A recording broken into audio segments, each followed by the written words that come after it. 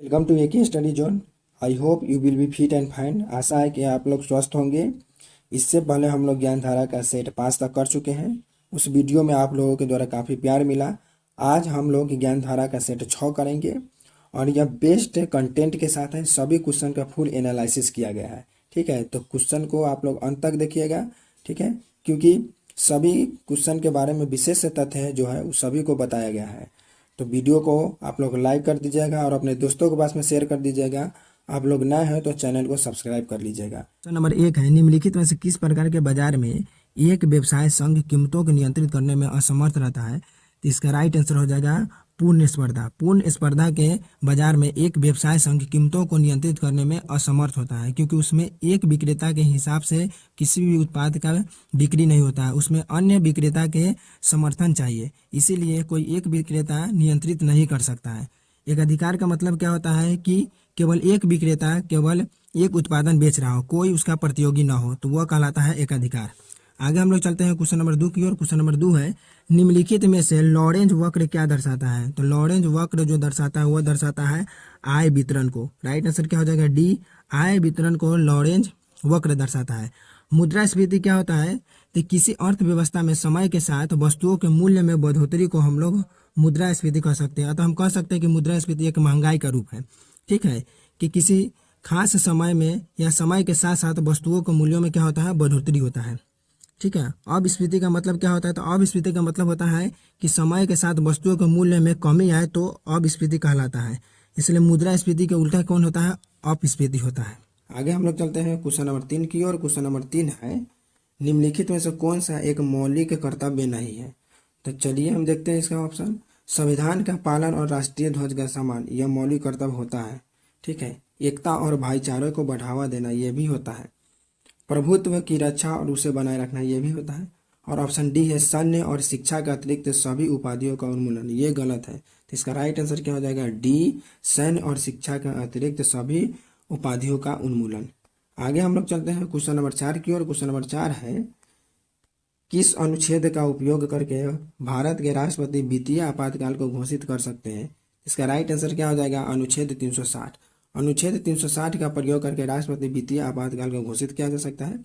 वित्तीय आपातकाल है वो अमेरिका के संविधान से लिया गया है। अब तक भारत में एक बार भी वित्तीय आपातकाल लागू नहीं हुआ है। और अनुच्छेद 32 के तहत सुप्रीम कोर्ट में 5 प्रकार का जो रीट होता है उसको जारी कर सकता है। ठीक है, और अनुच्छेद 226 के तहत हाई कोर्ट में, दोनों याद रखिएगा, अनुच्छेद 226 के तहत हाई कोर्ट में और अनुच्छेद 32 के तहत सुप्रीम कोर्ट में। आगे हम लोग चलते हैं क्वेश्चन नंबर 5 की ओर। क्वेश्चन नंबर 5 है, पूना समझौता महात्मा गांधी और डैश के बीच में हुआ था। तो पूना समझौता महात्मा गांधी और भीमराव अंबेडकर के बीच में हुआ था। और डेट भी याद रखिएगा क्योंकि एग्जाम में डेट भी पूछता है। 24 सितंबर का दिन था और 24 सितंबर और 1932, 24 सितंबर 1932 को यरवदा जेल, पूना की यरवदा जेल में महात्मा गांधी और भीमराव अंबेडकर के बीच में पूना पैक्ट समझौता हुआ था। इस समझौता में क्या था कि जो दलित का जो चुनाव होगा वह चुनाव पृथक किया जाएगा, मतलब दलित का चुनाव अलग होगा। महात्मा गांधी ने समझौता के द्वारा कहा था कि दलित का चुनाव अलग नहीं होगा, जबकि सबको चुनाव जो होगा एक ही जगह होगा। ठीक है, आगे हम लोग चलते हैं क्वेश्चन नंबर 6 की ओर। क्वेश्चन नंबर 6 है, आईपीएल 2022 के मुख्य परियोजक कौन है। तो आईपीएल 2022 के मुख्य परियोजक जो है वह है टाटा। ठीक है, आईपीएल 2022 के मुख्य परियोजक कौन है, टाटा। और आईपीएल 2021 के जो मुख्य परियोजक थे वो कौन थे, तो वीवो थे। इसको भी याद रखिएगा। आगे हम लोग चलते हैं क्वेश्चन नंबर 7 की ओर। क्वेश्चन नंबर 7 है, निम्नलिखित में से किस आर्थिक क्रियाकलाप में भारत के अधिकांश लोगों का नियोजन होता है। तो इसका राइट आंसर क्या हो जाएगा सी, कृषि। कृषि क्षेत्र में भारत के अधिकांश लोग क्या होते हैं, नियोजन होते हैं। अधिकांश लोग कृषि क्षेत्र में कार्य करते हैं। आगे हम लोग चलते हैं क्वेश्चन नंबर 8 की ओर। क्वेश्चन नंबर 8 है, बगलिहार बांध किस नदी पर बना है। तो बगलिहार बांध है वह चेनाब नदी पर बना हुआ है। इसका राइट आंसर क्या हो जाएगा ए, चेनाब नदी। आगे हम लोग चलते हैं क्वेश्चन नंबर 9 की ओर। क्वेश्चन नंबर 9 है, राज तरंगिणी पुस्तक के लेखक कौन है। तो राज तरंगिणी पुस्तक के जो लेखक है वो हो जाएगा इसका राइट आंसर कल्हण। ठीक है, कल्हण जो है वो राज तरंगिणी पुस्तक के लेखक है। कल्हण के द्वारा संस्कृत में प्रथम बार इतिहास को सुचारू रूप से लिखने का कार्य किया गया था। और कल्हण ने कश्मीर का इतिहास लिखा है राजतरंगी में, तो इसको आप लोग याद रखिएगा, ठीक है। कालिदास, कालिदास के पुस्तक कौन हो जाएगा, तो मालविकाग्नि मित्र हो जाएगा, और अभिज्ञान शकुंतलम हो जाएगा, रघुवंशम हो जाएगा, ठीक है। ये सभी पुस्तक किसका है, कालिदास का है, ठीक है। जबकि हर्ष चरित्र के लेखक कौन हो जाएगा, हर्ष चरित्र और कादम्बरी के लेखक कौन हो जाएगा, बाणभट्ट हो जाएगा, तो इसको याद रखिएगा, ठीक है। जबकि कथा सरित सागर का जो लेखक हो जाएगा वो हो जाएगा सोमदेव। आगे हम लोग चलते हैं क्वेश्चन नंबर 10 की ओर। क्वेश्चन नंबर 10 है, भारतीय संविधान के किस भाग में केंद्र राज्य संबंध का उल्लेखित किया गया है।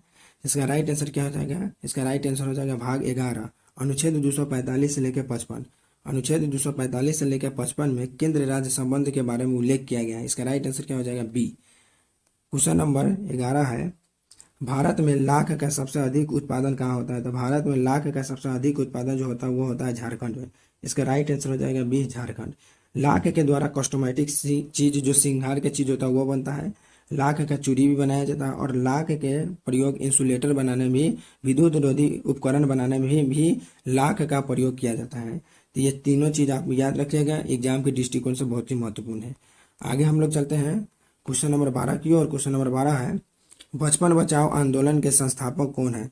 तो बचपन बचाओ जो आंदोलन है उसके संस्थापक जो हो जाएगा वो हो जाएगा कैलाश सत्यार्थी, कैलाश सत्यार्थी, ठीक है। इसका राइट आंसर क्या हो जाएगा, कैलाश सत्यार्थी। कैलाश सत्यार्थी और मलाला यूसुफजई दोनों को नोबेल पुरस्कार कब मिला था। तो दोनों को नोबेल पुरस्कार 2014 में मिला था, याद रखिएगा ये क्वेश्चन, ठीक है। मलाला यूसुफजई कहाँ के हैं, तो मलाला यूसुफजई पाकिस्तान के हैं, ठीक है। आगे हम लोग चलते हैं क्वेश्चन नंबर 13 की ओर। क्वेश्चन नंबर 13 है, बिहार अपने बजट 2022 से 23 का लगभग कितना प्रतिशत शिक्षा पर खर्च करेगा। तो इसका राइट आंसर हो जाएगा 16%। इसका राइट आंसर हो जाएगा सी, 16% वो अपने शिक्षा के ऊपर खर्चा करेगा, ठीक है। आगे चलते हैं क्वेश्चन नंबर 14 की ओर। क्वेश्चन नंबर 14 है, पंडित लच्छू महाराज जिनका हाल ही में देहावसान हो गया है अर्थात मृत्यु हो गया है, किस विधि से जुड़े थे। तो उसका राइट आंसर क्या हो जाएगा, तबला। वह तबला से जुड़े हुए थे, और पंडित लच्छू महाराज हैं वह बनारस राजघराने से थे, ठीक है। तो इसको भी याद रखिएगा। आगे हम लोग चलते हैं क्वेश्चन नंबर 15 की ओर। क्वेश्चन नंबर 15 है, निम्नलिखित में से कौन उष्णकटिबंधीय पहाड़ी पतझड़ पौधा है जो ढक्कन के पठार की विशेषता है। इसका राइट आंसर क्या हो जाएगा, इसका राइट आंसर हो जाएगा सी, चंदन। ऐसे इसमें जितने इसमें दिए हैं सब उष्णकटिबंधीय पतझड़ी पौधा है। सागौन भी है, शीशम भी है, साल भी है, ठीक है।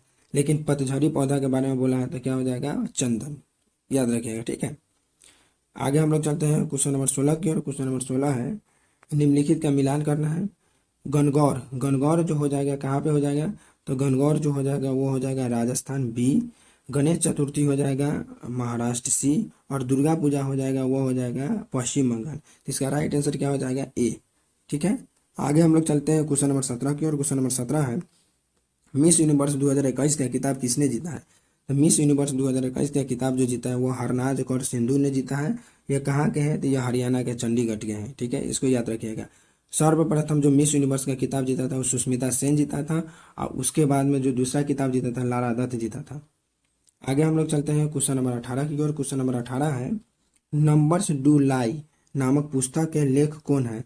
तो नंबर डू लाई पुस्तक के जो लेखक है वह आकाश चोपड़ा। इसका राइट आंसर क्या हो जाएगा, बी, आकाश चोपड़ा। आकाश चोपड़ा पूर्व क्रिकेटर और वर्तमान में कमेंटेटर है, ठीक है। आगे हम लोग चलते हैं क्वेश्चन नंबर 19 की ओर। क्वेश्चन नंबर 19 है, जनवरी 2017 में किसे संयुक्त राष्ट्र का नया महासचिव नियुक्त किया गया था। तो इसका राइट आंसर क्या हो जाएगा, एंटोनियो गुतेरेस। इसका राइट आंसर हो जाएगा डी, एंटोनियो गुतेरेस। यह कहाँ के हैं, तो यह पुर्तगाल के व्यक्ति हैं। एंटोनियो गुतेरेस पुर्तगाल के हैं, और 5 वर्षों के लिए महासचिव का चुनाव होता है। तो ये दोनों आप याद रखिएगा, ठीक है। यूनाइटेड नेशन ऑर्गेनाइजेशन की स्थापना 24 अक्टूबर 1945 को हुआ था, ये भी आप याद रखना। और 24 अक्टूबर को यूनाइटेड नेशन डे भी मनाया जाता है, ठीक है। आगे हम लोग चलते हैं क्वेश्चन नंबर 20 की ओर। क्वेश्चन नंबर 20 है, किस देश के साथ भारत की सबसे लंबी अंतर्राष्ट्रीय सीमा है। तो इसका राइट आंसर क्या हो जाएगा, सी, बांग्लादेश के साथ। बांग्लादेश के साथ भारत की अंतर्राष्ट्रीय लंबी सीमा है, और जो भारत के जो राज्य है वो बांग्लादेश के साथ सीमा बनाती है वो हो जाएगा पश्चिमी चंपारण, त्रिपुरा, असम, मेघालय और मिजोरम। 5 राज्य बांग्लादेश के साथ में सीमा बनाती है। आगे हम लोग चलते हैं क्वेश्चन नंबर 21 की ओर। क्वेश्चन नंबर 21 है, बुद्ध के जीवन के किस घटना को महाभिनिष्क्रमण के रूप में जाना जाता है। तो इसका राइट आंसर क्या हो जाएगा, तो इसका राइट आंसर हो जाएगा गृह त्याग। उनका गृह त्याग महाभिनिष्क्रमण के रूप में जाना जाता है। जबकि महापरिनिर्वाण उनका मृत्यु के रूप में जाना जाता है। और जब वह प्रथम उपदेश दिए थे तो वह धर्म चक्र परिवर्तन के रूप में जाना जाता है। एग्जाम में तीनों क्वेश्चन पूछता है, इसको अच्छे से याद रखिएगा। आगे हम लोग चलते हैं क्वेश्चन नंबर 22 की ओर। क्वेश्चन नंबर 22 है, बुद्ध की 80 फुट जो बड़ी प्रतिमा जो बोध गया में निर्मित है वह किसके द्वारा अर्थात किस देशों के द्वारा बनाया गया था? तो वह जापानियों के द्वारा बनाया गया था। इसका राइट आंसर क्या हो जाएगा? ए, जापानियों के द्वारा। ठीक है, आगे हम लोग चलते हैं क्वेश्चन नंबर 23 की ओर। क्वेश्चन नंबर 23 है, किस शासक द्वारा सर्वप्रथम पाटलिपुत्र को राजधानी के रूप में चयन किया गया था? तो इसका राइट आंसर क्या हो जाएगा? राइट आंसर हो जाएगा इसका उदयन। उदयन के द्वारा पाटलिपुत्र को राजधानी के रूप में चयन किया गया था। और पाटलिपुत्र को जो पटना नाम देकर बसाया था वह था शेरशाह सूरी।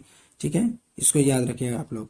चलते हैं 24 नंबर क्वेश्चन की ओर। 24 नंबर क्वेश्चन है, मत विलास प्रहसन का लेखक कौन था? तो मत विलास प्रहसन का लेखक महेंद्र वर्मन था। तो इसका राइट आंसर क्या हो जाएगा? सी, महेंद्र वर्मन। क्वेश्चन नंबर 25 है, दिल्ली सल्तनत के किस वंश ने सबसे कम समय तक शासन किया? तो इसका राइट आंसर क्या हो जाएगा? इसका राइट आंसर हो जाएगा ए, खिलजी वंश ने। यह 1290 से लेकर 1320 तक ले शासन किया, लगभग 30 वर्षों तक ले शासन किया।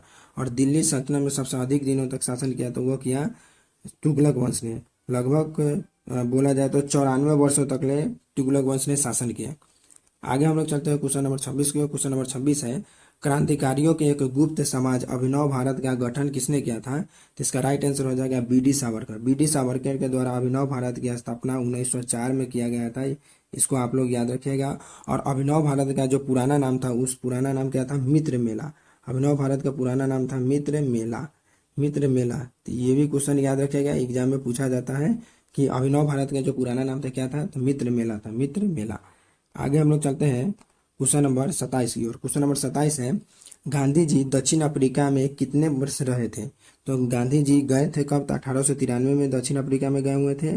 और आए कब थे? तो 1915 में आए थे। तो देखा जाए दोनों के बीच में अंतर कितना है? तो 21 वर्ष। वो 21 वर्ष दक्षिण अफ्रीका में बिताए थे। आगे हम लोग चलते हैं क्वेश्चन नंबर 28 की ओर। क्वेश्चन नंबर 28 है, प्रभावती देवी किस क्षेत्र की स्वतंत्रता संग्राम सेनानी थी? तो प्रभावती देवी थी वो पटना क्षेत्र से स्वतंत्रता संग्राम सेनानी थे। एक बात और याद रखिएगा, ये जो प्रभावती देवी है यह जेपी जयप्रकाश नारायण की पत्नी थी, तो इसको याद रखिएगा। ठीक है, आगे हम लोग चलते हैं क्वेश्चन नंबर 29 की ओर। क्वेश्चन नंबर 29 है, आजाद हिंद सरकार के निर्माण की घोषणा कब किया गया? तो आजाद हिंद सरकार के निर्माण की घोषणा 21 अक्टूबर 1943 ईस्वी को सुभाष चंद्र बोस के द्वारा सिंगापुर में किया गया था। तो इसको याद रखिएगा, एग्जाम में बहुत बार पूछता है। ठीक है, आजाद हिंद फौज के जो स्थापना किया था वो रास बिहारी बोस ने किया था। और वो सिंगापुर में 1943 ईस्वी में रास बिहारी बोस सुभाष चंद्र बोस को आजाद हिंद फौज सौंप देता है। ठीक है, और सुभाष चंद्र बोस के द्वारा सन 1939 ईस्वी में उनके द्वारा फॉरवर्ड ब्लॉक की स्थापना किया गया था। आगे हम लोग चलते हैं क्वेश्चन नंबर 30 की ओर। क्वेश्चन नंबर 30 है, प्रति 1000 हेक्टेयर सकल कृषि क्षेत्र में मवेशियों की संख्या घनत्व सबसे अधिक कौन है? तो इसका राइट आंसर क्या हो जाएगा? इसका राइट आंसर हो जाएगा बिहार। इसका राइट आंसर हो जाएगा ए, बिहार में। आगे हम लोग चलते हैं, निम्नलिखित में से कौन सा सही सुमेलित है? तो देखते हैं, एविसन पठार अरब, ये गलत है। एटलस पर्वत उत्तर पश्चिमी अफ्रीका, ये सही है। एटलस पर्वत है वह उत्तर पश्चिमी अफ्रीका में स्थित है। जबकि गुयान उच्च भूमि दक्षिण पश्चिम अफ्रीका, ये गलत है।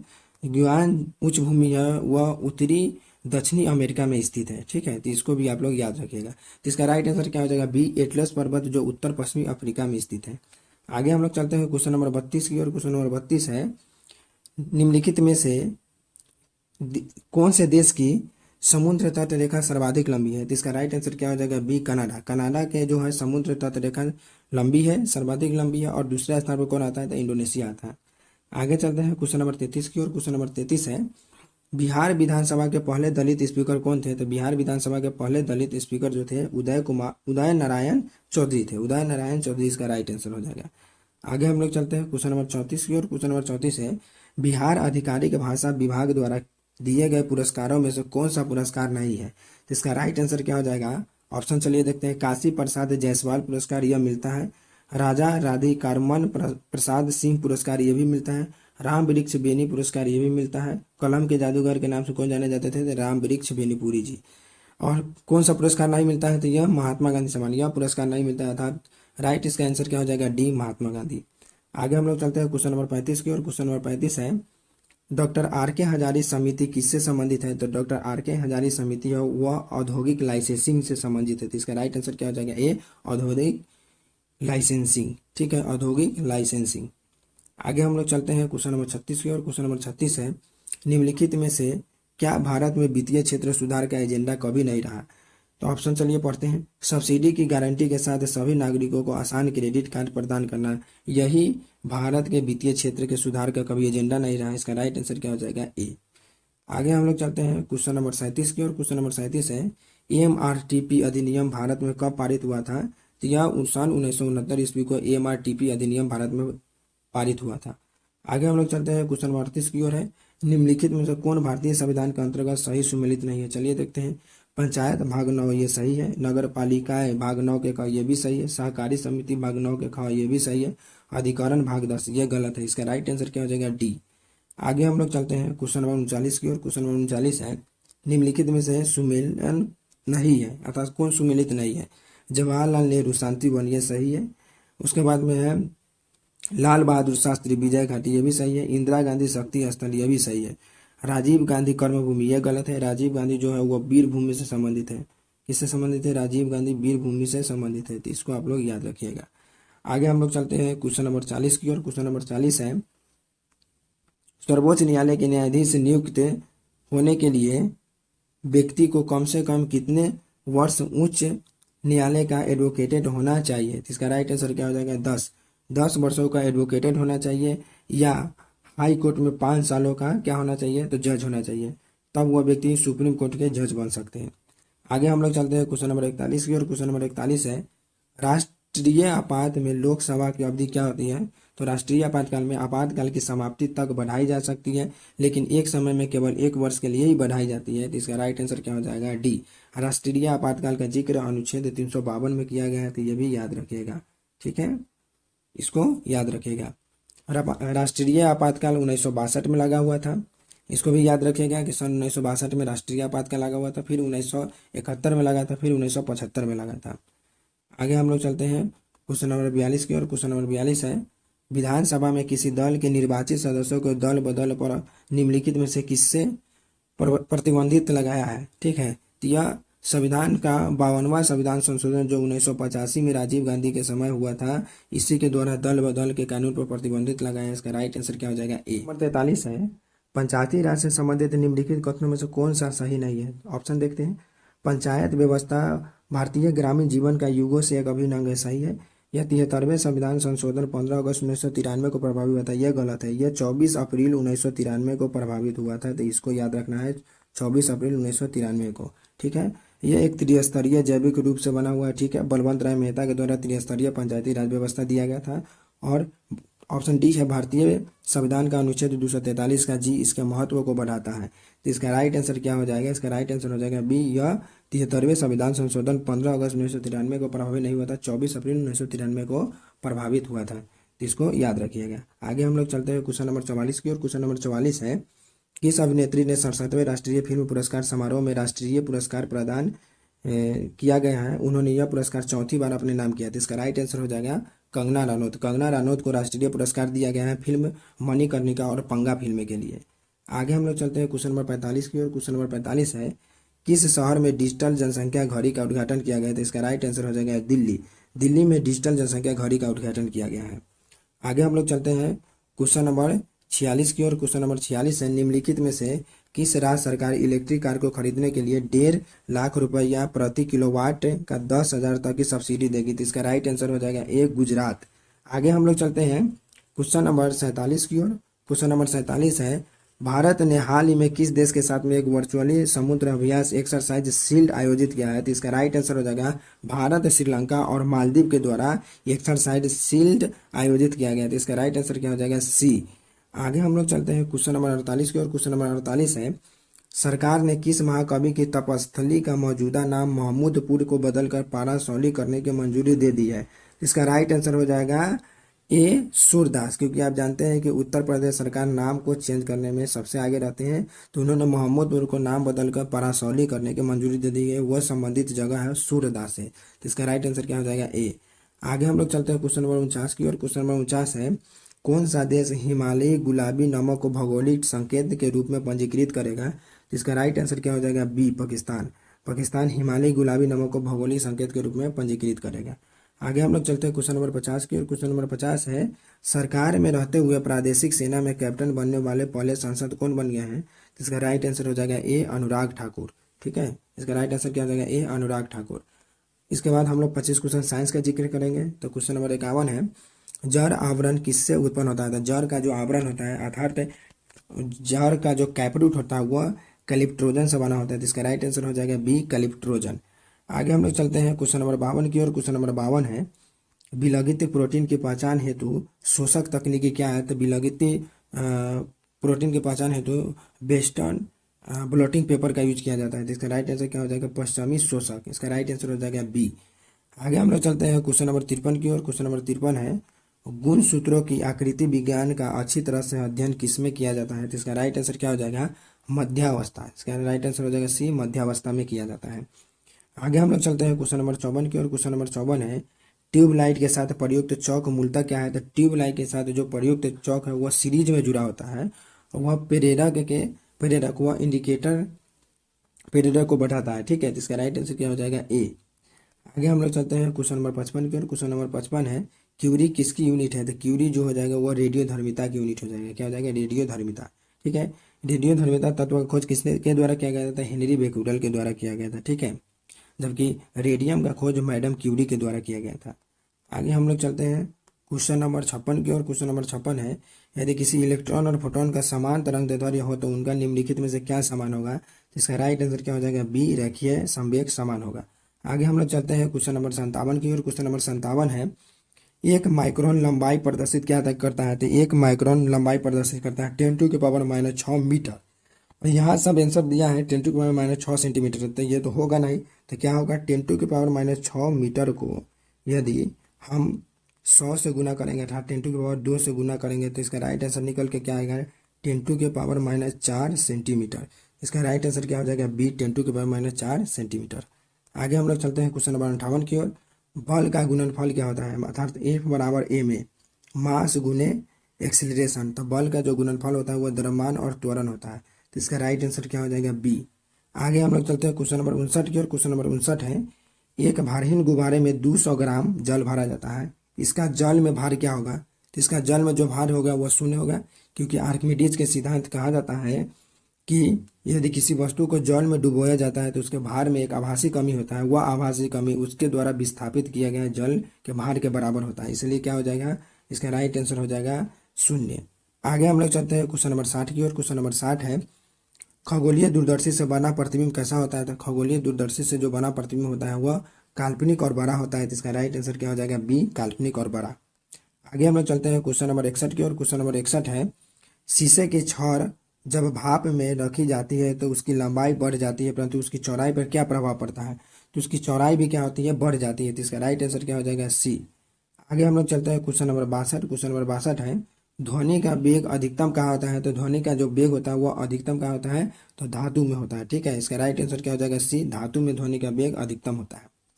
आगे हम लोग चलते हैं क्वेश्चन नंबर 63 की ओर। क्वेश्चन नंबर 63 है, परमाणु के कक्षों को भरने का क्रम नियंत्रित है, तो किसके द्वारा? तो यह हॉफ-बाउच सिद्धांत के अनुसार परमाणु के कक्षों को भरा जाता है। तो इसका राइट आंसर क्या हो जाएगा? ए। आगे हम लोग चलते हैं क्वेश्चन नंबर 64 की ओर। क्वेश्चन नंबर 64 है, एल्युमिनियम धातु को प्राप्त किया जाता है, तो एल्युमिनियम धातु को है वह बॉक्साइट से प्राप्त किया जाता है। इसका राइट आंसर क्या हो जाएगा? सी, बॉक्साइट।